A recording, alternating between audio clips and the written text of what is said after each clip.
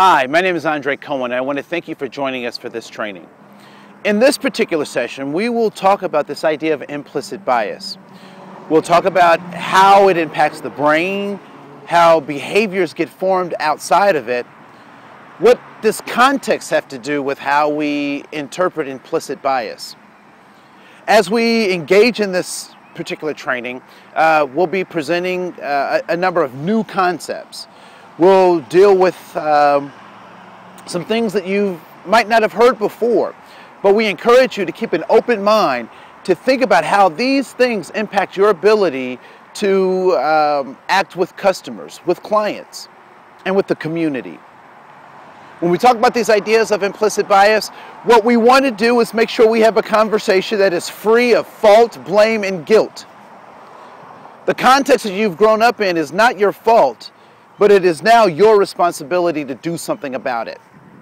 And so as we have this conversation, I'll be introducing a couple of my colleagues. For example, Rory will be doing our voiceovers, so you'll hear from Rory from time to time. You'll also watch a couple of cartoons that we've made to kind of exemplify the context and the content that we're trying to share. So as you join us in this, we encourage you to be critical in your thinking, take these concepts on, see what fits, and leave what doesn't. And we look forward to seeing how you become actionable in the world. My name is Andre Cohen. I want to say thank you so much for joining us. Outside of the studio, we started to do some introductions to the kinds of ways that we want to work. And we want to continue that inside the studio. I also want to introduce you to a couple of my partners that will also be joining us. One is Heather. She is my robot. I love Heather. She's accurate. Whenever I type in a search, she's able to give me some profound information. So you'll be hearing from Heather. You'll also be hearing some voiceovers from Rory. Rory is our partner in Ireland, and I really appreciate his work. And so you'll hear from him as well as we engage in this process. And lastly, what you will see are also some vignettes. We'll do a cut to some YouTube videos. We'll do some transitions, but I'll let you know where we are in the process so you don't feel lost. We know that the concepts that we're dealing with for many people are new and in some ways controversial.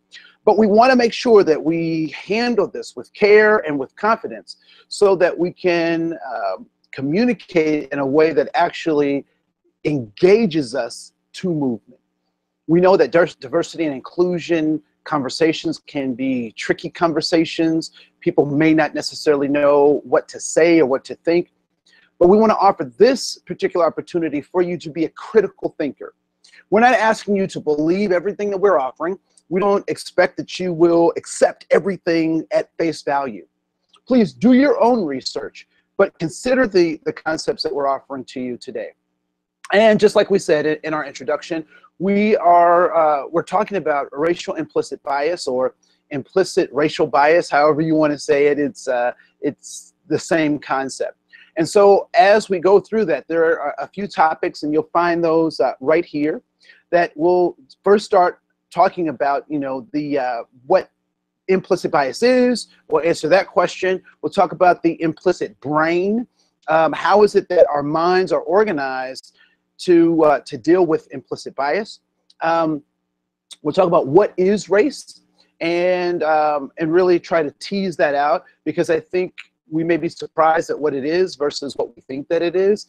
And we have a couple of cohorts that will spell that out for us. So we'll kick things off to them as well. So also we'll talk about this idea of disparities, because when we talk about race, ultimately we need to have some conversations about the disparities that are caused by race. And then how do we change our own minds? How do we start thinking, acting, and behaving differently, and taking responsibility for our implicit bias? And then lastly, our stories. How is it that we tell our stories, or why is it important that we tell our stories? And I will say this at this point in time, that if you don't know where you come from, it's difficult for other people to have their stories. And so we'll talk and get engaged in that piece of content as well. And lastly, in our closing, it is my hope that we'll get to a place where you'll start to develop and talk about some action plans for yourself as well as for your organization. So with that, we'll go ahead and get started. So I will be referring to some of my notes. So if you see me looking away, that's what's happening. So welcome. This particular training, again, is one that we want to engage you in a conversation about implicit bias. And we'll start to delve into what implicit bias is in just a moment. I do want you to recognize that we all come from a context and we all suffer from the human frailty of that being human, of being vulnerable. And so as you engage in this particular content, I would encourage you to think critically about your own behaviors and not so much on our delivery or on how flashy things are, but really focus on what it is that you can do that ways in which you can think that might make you more actionable in the world. All right? So that's the first thing. So we want to go to this conversation around what is racial implicit bias.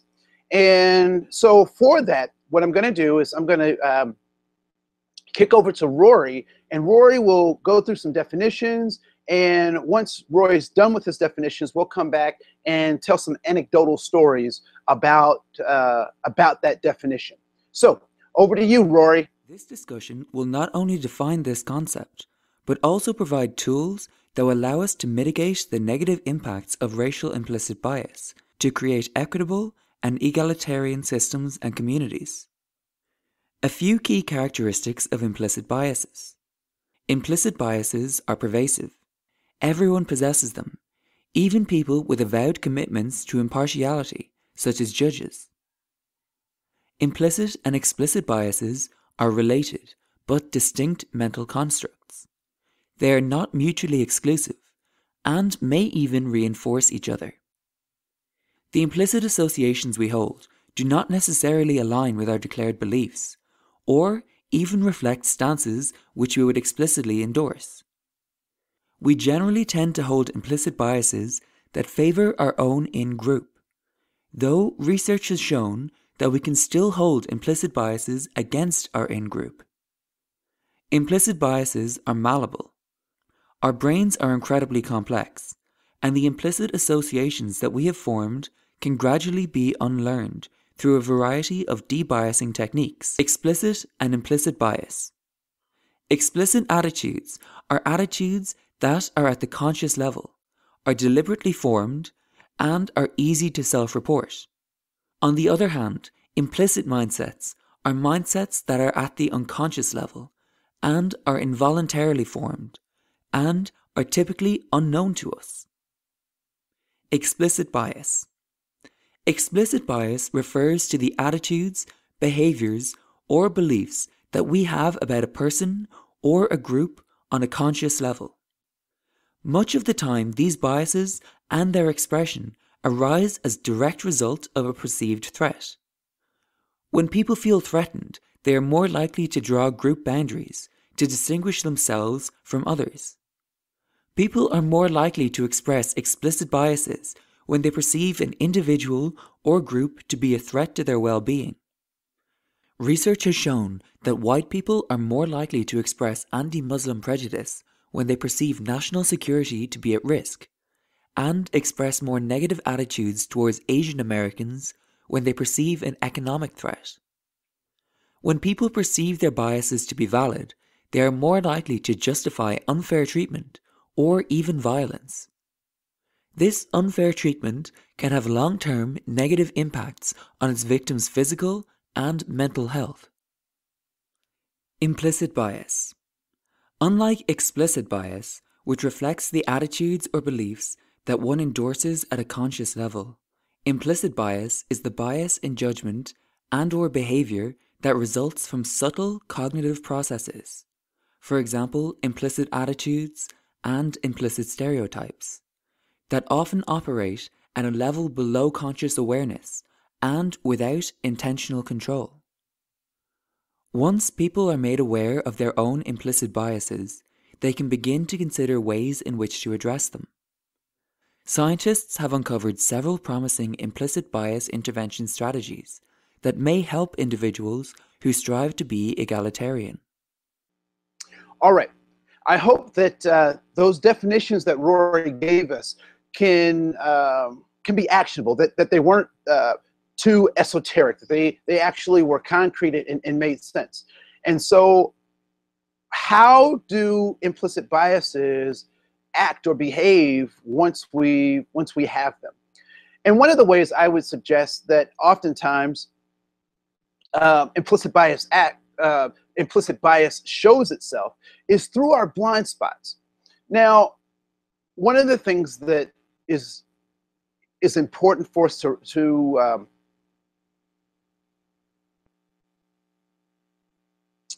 I recognize that coming from my particular context, there are certain things that I may be blind to. And those pieces that I'm blind to aren't my fault, but they are my responsibility.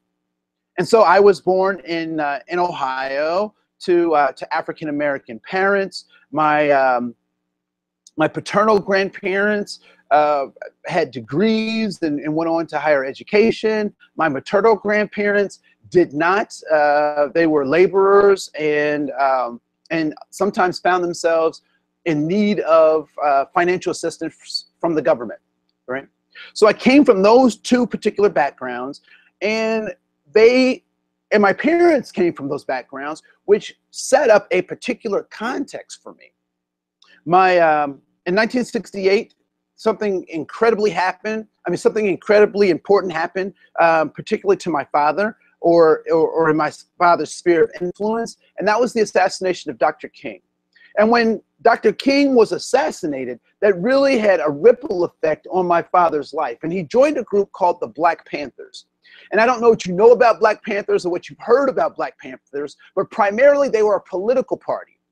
Their goals and their objectives were to free people from poverty, and specifically Black people from poverty. So he became a Panther, a radical, if you will. At some point, he realized that the revolution wasn't paying and that the retirement plan for revolutionaries was not a good one. So he left the revolution. He got a call from God. He had an experience that changed his life with God, and he became a fire and brimstone evangelical pastor. So yes, I'm a preacher's kid. And as a result of growing up in that environment that was somewhat radical, and taking that same kind of radicalness and applying spiritual principles to that, I was born in a bastion of change. So social responsibility, as well as emotional and spiritual connectedness, was where I was bathed, where I was born, right? And so that particular context gives me a particular kind of worldview. Some folks are raised or born in rural areas, and that creates a context. That creates blind spots. And I suggest that those blind spots that also happen for folks who are in urban areas, large cities, they also have blind spots. And so if I take a person from an urban area and I put them in a rural area, and I take a person from a rural area and put them in an urban area, one might say that those blind spots create conflict as they try to relate to one another. One could also say that they can learn how to adapt to those environments because they both have intelligence. And so it is our intelligence that allows us to overcome our biases. So we'll talk more about biases in just a moment. So I'm going to talk more about this idea of the implicit brain. The implicit brain. And for the implicit brain, what I'd like to do is just kick this over to Heather. Heather, can you talk a little bit about the implicit brain? Andre, thank you for those kind words earlier. I enjoy working with you. Your trainings are always so interesting. Well, to gain a better understanding of racial implicit bias, it is important to further our understanding of the brain. We will be discussing the impact the limbic brain and the reptile brain have on the schemas and paradigms we build. We will also address how and why they have a tendency to create blind spots, prejudice, and bias. The reptilian, the core of the brain. It is responsible for instant pattern recognition, it has no discernment, and survival at all cost, it major response to life. This part of the brain is the oldest in terms of our human evolution, it is the old brain. Controls the body's vital functions such as heart rate, breathing, body temperature and balance. Our reptilian brain includes the main structures found in a reptile's brain, the brainstem and the cerebellum. The reptilian brain is reliable but tends to be somewhat rigid and compulsive. The limbic brain, the second oldest part of our brain. The limbic brain emerged in the first mammals. It can record memories of behaviors that produced agreeable and disagreeable experiences, so it is responsible for what are called emotions in human beings. The main structures of the limbic brain are the hippocampus, the amygdala, and the hypothalamus. The limbic brain is the seat of the value judgments that we make, often unconsciously, that exert such a strong influence on our behavior. The neocortex first assumed importance in primates and culminated in the human brain with its two large cerebral hemispheres that play such a dominant role. These hemispheres have been responsible for the development of human language, abstract thought, imagination, and consciousness. The neocortex is flexible and has almost infinite learning abilities. The neocortex is also what has enabled human cultures to develop. The amygdala receives direct input from all sensory organs, enabling it to respond rapidly to immediate threats in advance of more elaborative cognitive processing. It plays a central role in arousal, attentiveness, and triggering the flight or fight response, reacting to social threats in exactly the same way it reacts to physical ones. Unconscious bias, then, is the immediate, reflexive, defensive reaction to the other. Stereotyping, on the other hand, represents the cognitive component of social bias. It is the deliberate conceptual linking of social groups to a particular set of perceived inherent and immutable qualities, a process known as essentializing. This involves the encoding and storage of stereotypical concepts and their application in judgments and behaviors. As such, it employs a different neural network from that of the snap judgments of prejudice and incorporates structures in the cerebral cortex that support conscious thought and semantic memory. This mirrors the idea, developed in psychologist Daniel Kahneman's book, Thinking, Fast and Slow, that we have two systems of thinking, one that is fast, intuitive and impressionistic, and one that is slow, deliberate and systematic. Reptilian brain is automatic and efficient, but it's in a hurry and prone to mistakes. It seeks to quickly identify patterns, a skill that has been key to human survival and evolution. But in doing so, it jumps to conclusions of causality based upon even the sketchiest of information, and tries to interpret scant input by creating a narrative, however flawed it may be. The neocortex, thinking, on the other hand, seeks to test concepts and detect complexity and nuance. The attentive limbic brain is who we think we are, wrote Kahneman.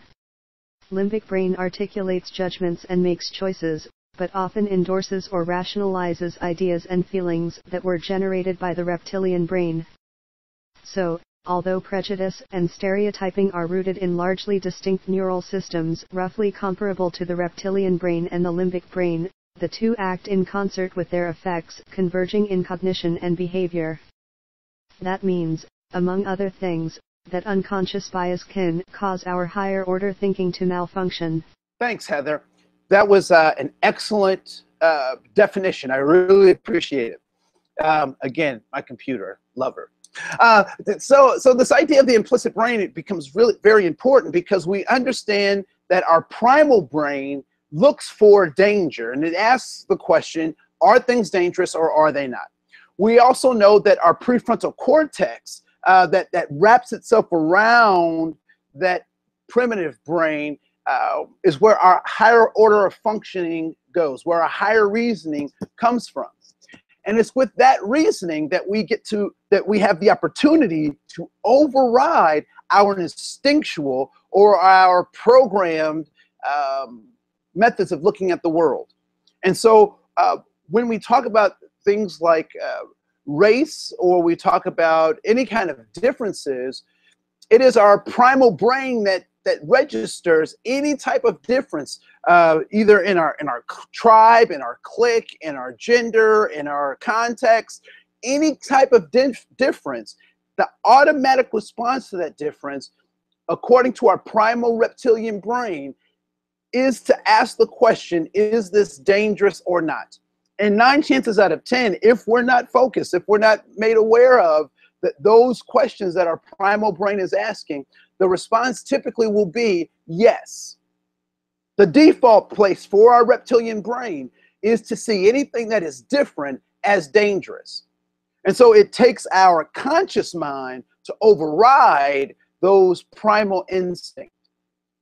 And I'd like to suggest that even in our social constructs, we've developed these biases as a part of our constructs of living in community together.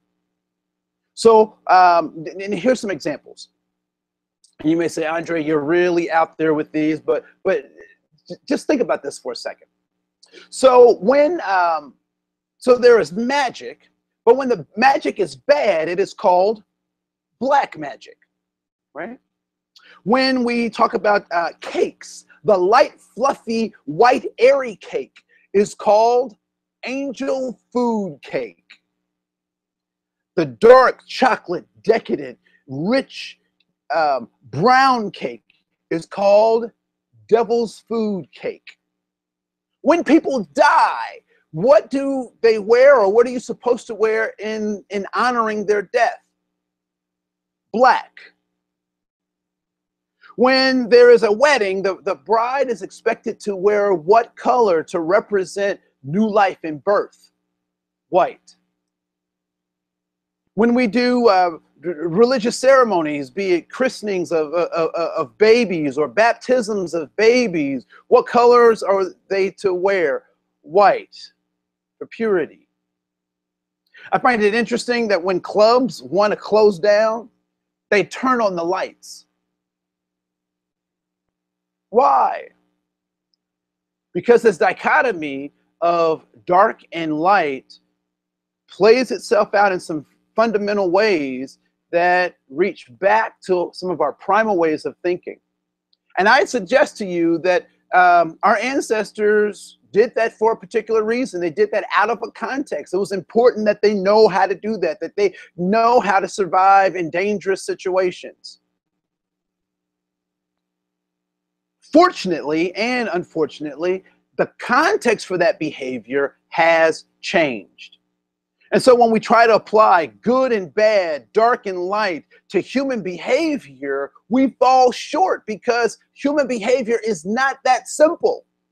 It's very complex. The things that motivate us to do things, the possibilities of being able to do things can absolutely be surprising. And so when we operate with that reptilian brain, we're not curious about other people. We form schemas, we form stereotypes, we become bigoted in our emotions, and we stop being interested in others.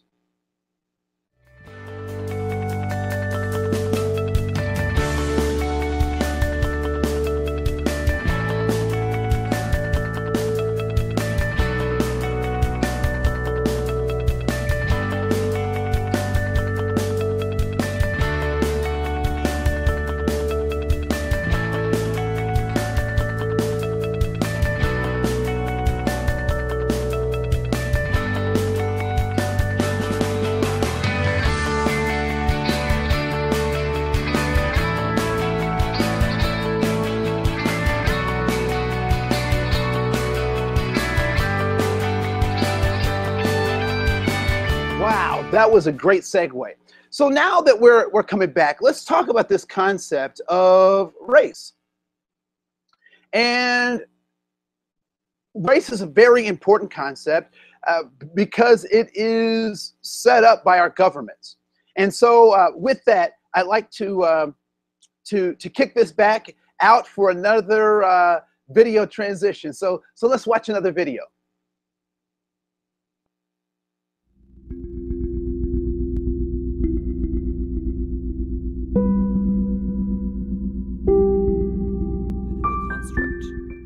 Race is a governing political construct.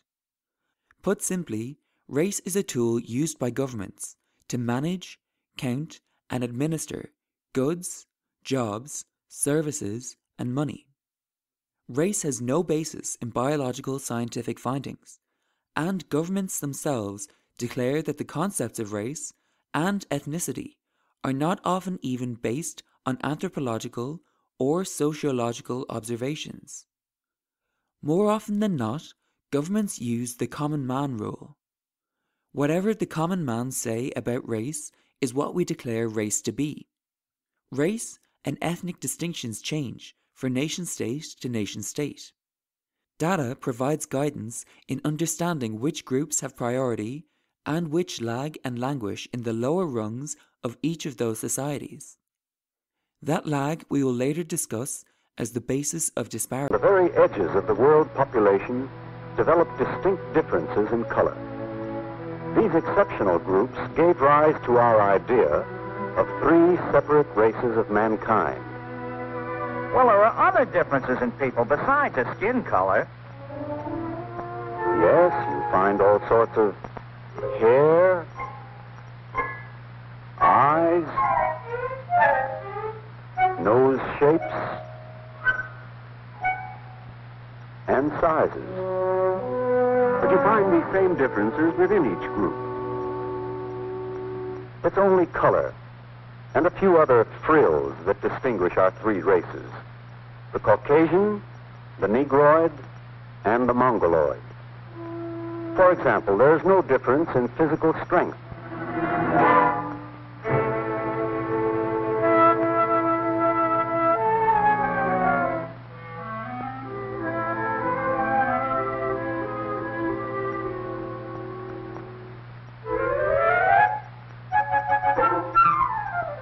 Well, strength, sure, but what about brains? There are some variations.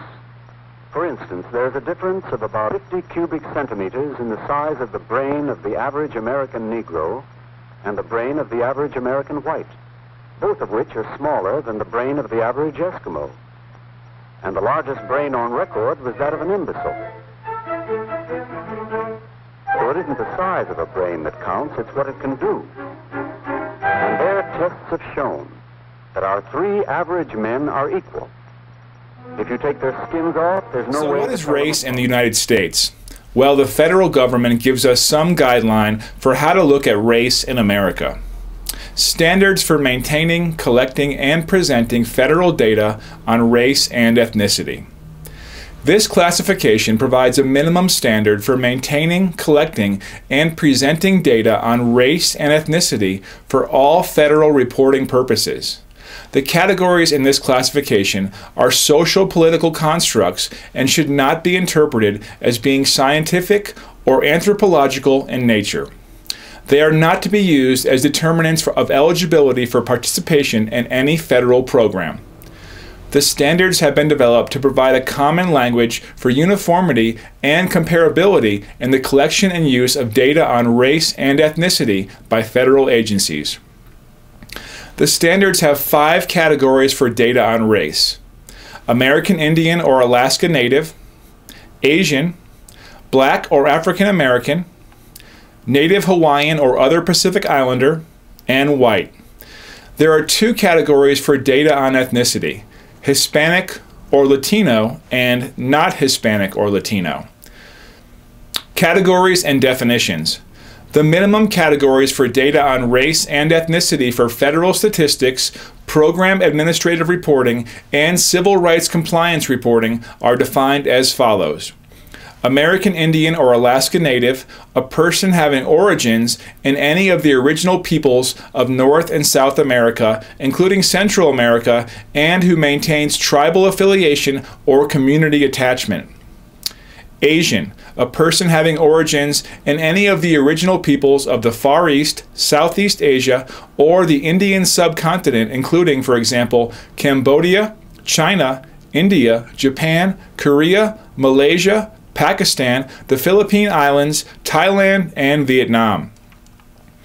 Black or African American, a person having origins in any of the black racial groups of Africa. Terms such as Haitian or Negro can be used in addition to Black or African American. Hispanic or Latino, a person of Cuban, Mexican, Puerto Rican, South or Central American, or other Spanish culture or of origin, regardless of race. The term Spanish origin can be used in addition to Hispanic or Latino. Native Hawaiian or other Pacific Islander, a person having origins in any of the original peoples of Hawaii, Guam, Samoa, or other Pacific Islands. White, a person having origins in any of the original peoples of Europe, the Middle East, or North Africa. As you look at these definitions, I want you to ask yourself a few questions. What is problematic about these distinctions? Why do you think these categories were created? What human groups are left out of these governmental categories? How should people who share more than one category be grouped? Let's get Andre's thoughts while we ponder these questions. Back to you, Andre. Wow, did you know that about race? Did you know the category for white people? Yeah, I find it interesting that when we even talk about race, right, that and a Ford F-150 any place on the planet is a Ford F-150. But isn't it interesting that race changes depending on what governments you're a part of? And so this concept of race is a fallacy. Race doesn't really exist. However, I would say that the process of racialization and the process of racism, or the product being racism, do exist. Racialization is the process where we try to take human beings and convince them that they are a particular race. And so we create forms, we make mandates that people continually tell us about their race.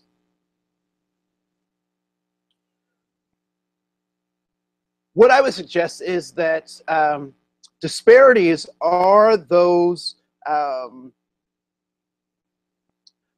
gaps that are a result of implicit bias. And I would say that implicit bias is the fuel for systemic oppression.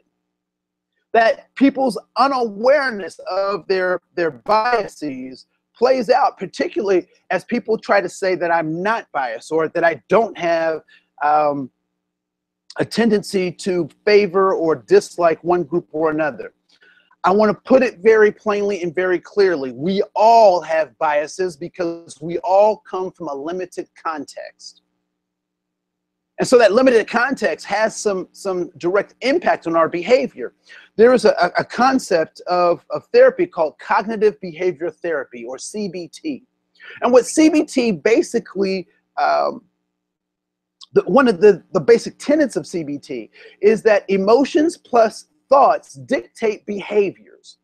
And if I have implicit bias thoughts, if I have prejudicial thoughts, if I have bigoted thoughts, then and I have bigoted emotions, the only outcome can be discrimination unless I monitor and change those things. So cognitive behavior therapy suggests that our emotions plus our thoughts dictate our behavior. So if I have bigoted emotions, if I have prejudicial or biased thoughts, then the outcome will be that discrimination will soon follow. That does not mean that every time that I'm engaged with someone that I will act in a prejudiced way or a bigoted way, or that I will violate their rights and in discrimination, but it does say that at some point those things will occur because your emotions and your thoughts dictate your behaviors. And so when we talk about disparities, what we're talking about is the gap that gets created based on a number of particularly professionals who or systems that don't create quality opportunities for everyone. And so for more on disparities, I like to just kick this back over to Rory. So Rory, can you talk more about disparities?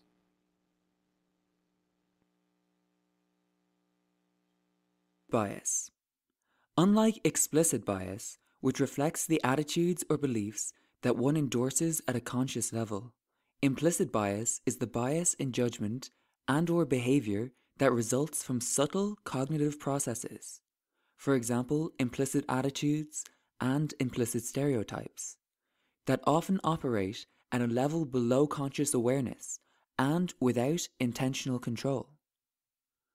Once people are made aware of their own implicit biases, they can begin to consider ways in which to address them. Scientists have uncovered several promising implicit bias intervention strategies that may help individuals who strive to be egalitarian. Consciously acknowledge group and individual differences, i.e., adopt a multiculturalism approach to egalitarianism rather than a colorblindness strategy in which one tries to ignore these differences. Routinely check thought processes and decisions for possible bias, i.e., adopt a thoughtful, deliberative, and self-aware process for inspecting how one's decisions were made. Identify sources of stress and reduce them in the decision-making environment. Identify sources of ambiguity and impose greater structure in the decision-making context. Institute feedback mechanisms. Increase exposure to the stereotyped group members. For example, seek out greater contact with the stigmatized group in a positive context.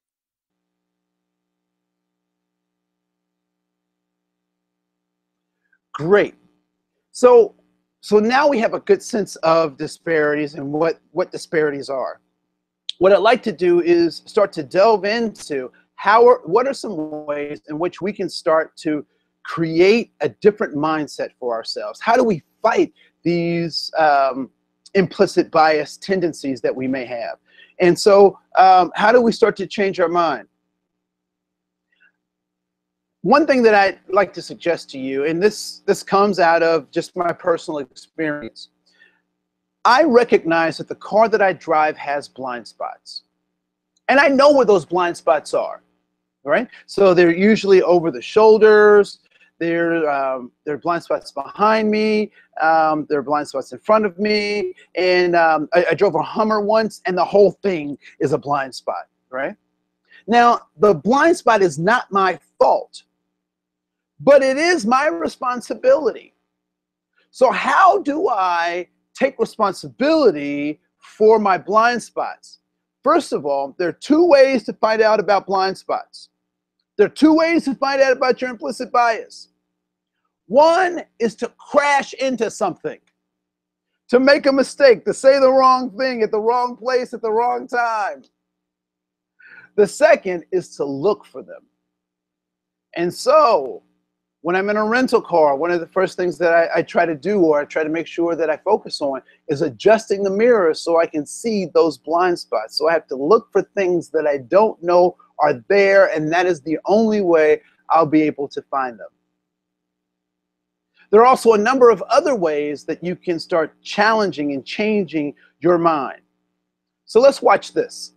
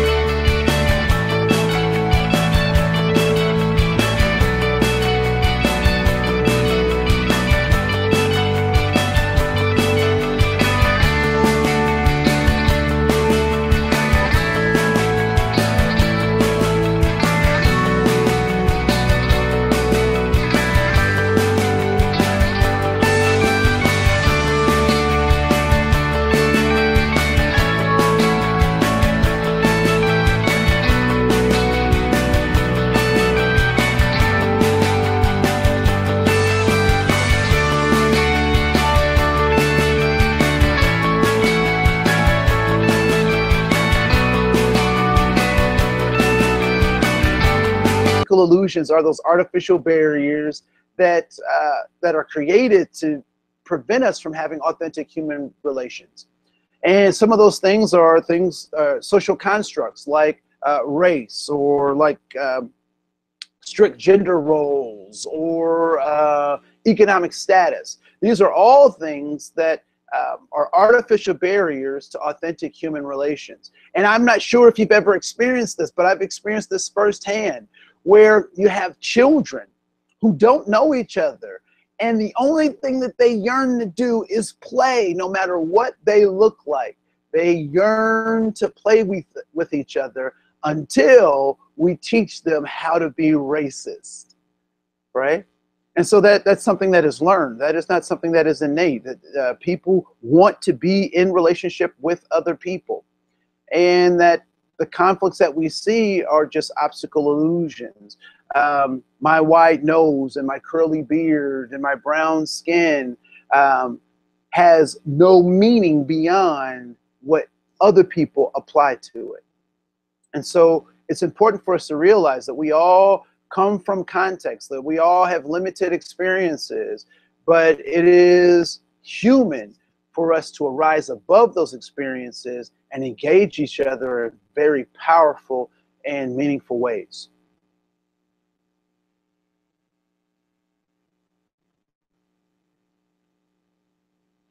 When we talk about this idea of implicit racial bias, it's important to recognize that we don't see the world as it is. We see the world as we are. And so our social lenses, as you'll see in this diagram, our social lenses don't allow us to see the world as it is, but it allows us to see the world as we are. And so all too often we define what is good or what is bad, or what life's meaning is, based on our worldview, on how we were raised, on our particular paradigm. And a paradigm is very simply defined as the way you see the world. And the way you see the world will determine what it is that you're able to see. And so if you have a pessimistic way of seeing the world, then you'll see pessimism, right? You'll see the worst in human beings. If you have optimism as a worldview or a paradigm, in every situation that you find yourself in, you'll find some good in that situation. And so when we succumb to stereotypes, when we succumb to our biases, it's interesting, but that's what we end up seeing.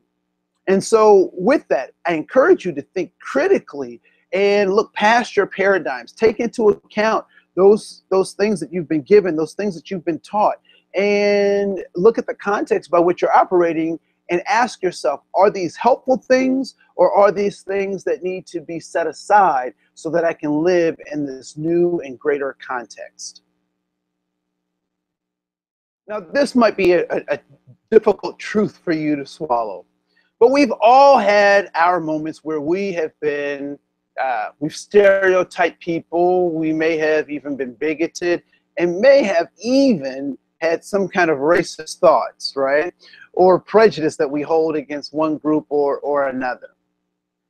We also can understand that other people have also, that we've also been a victim of other people's worldviews, of their prejudice, of their racist ideas, and their bigotry and their implicit bias. If you don't know who you are, it's difficult to enjoy someone else being who they are. Implicit racial bias is a stepping stone or a piece of an equation that actually leads us to discrimination. And so part of our job is to decrease discrimination, to alleviate the pain caused by discrimination, by managing and understanding our bigotry and our prejudice. And so I mentioned earlier that this concept of CBT, cognitive behavior therapy, that cognitive behavior therapy says that emotions plus our thoughts dictate our behaviors. And in this particular diagram, what I wanted to demonstrate is that bigotry plus prejudice equals discrimination. The very same formula for changing how we think about ourselves is also is also used to perpetuate the things that we don't want in our society.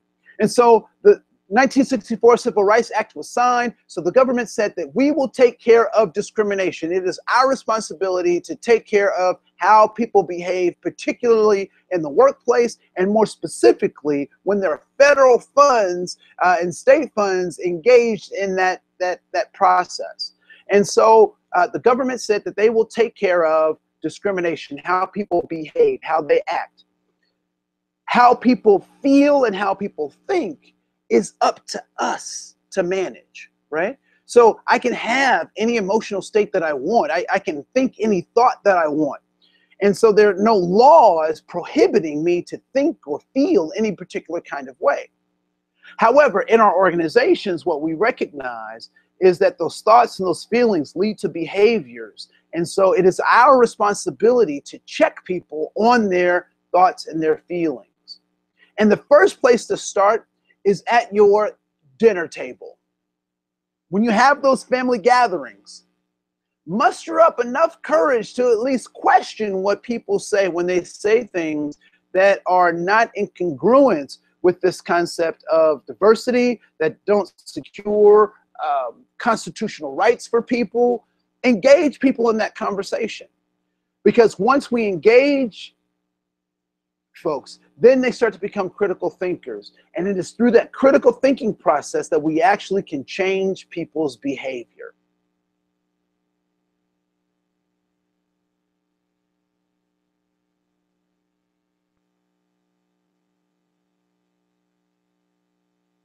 So context is everything. So depending on your context, you will have certain kinds of limitations or bias. And so I want you to take a look at this picture right here, and I want you to tell me, where are these people sitting?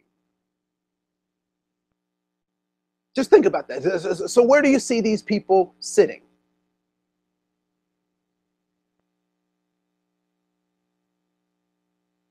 Yes.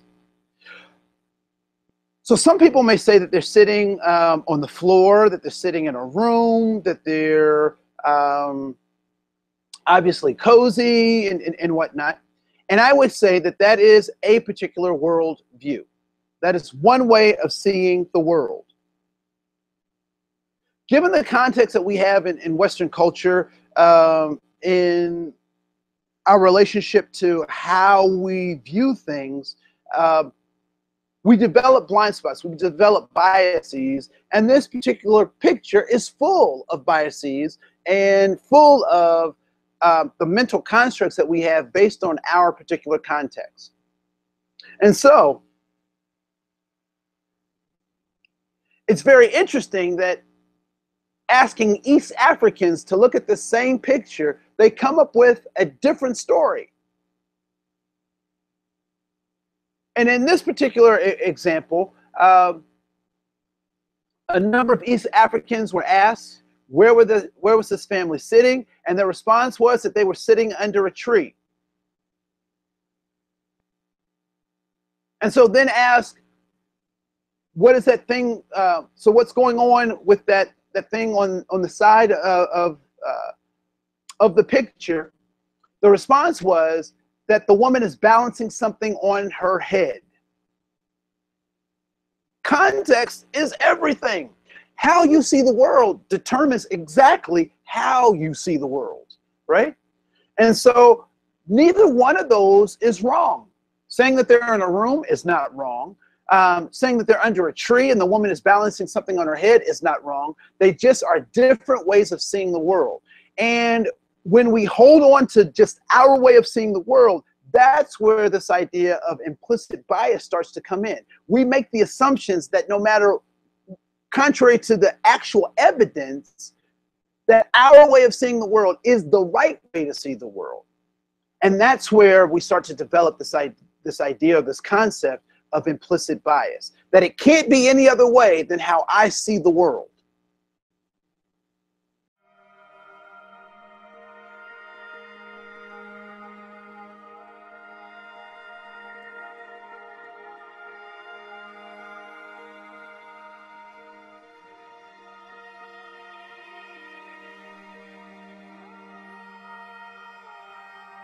There is dignity and honor in being human.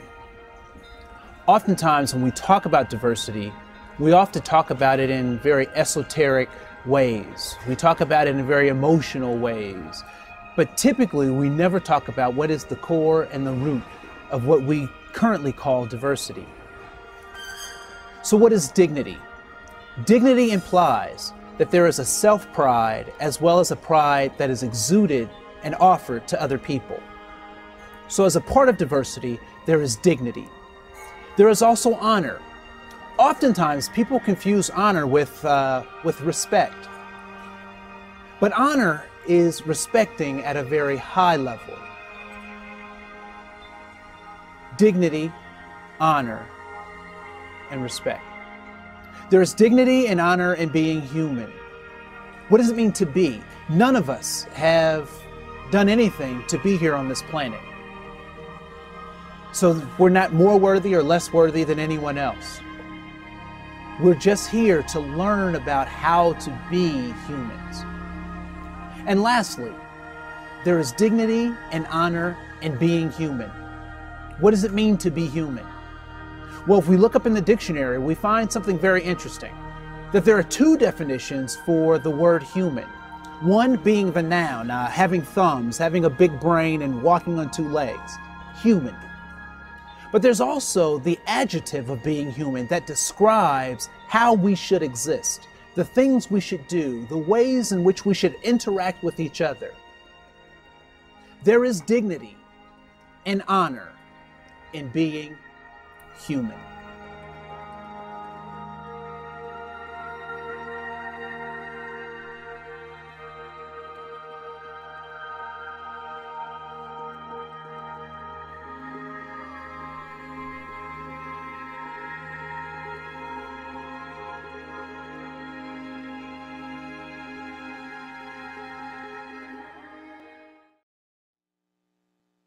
So during this course, we've talked a little bit, or we've tried to answer the question, what is racial implicit bias? We've looked at the implicit brain. What is race? What are disparities? How do we start to change our minds?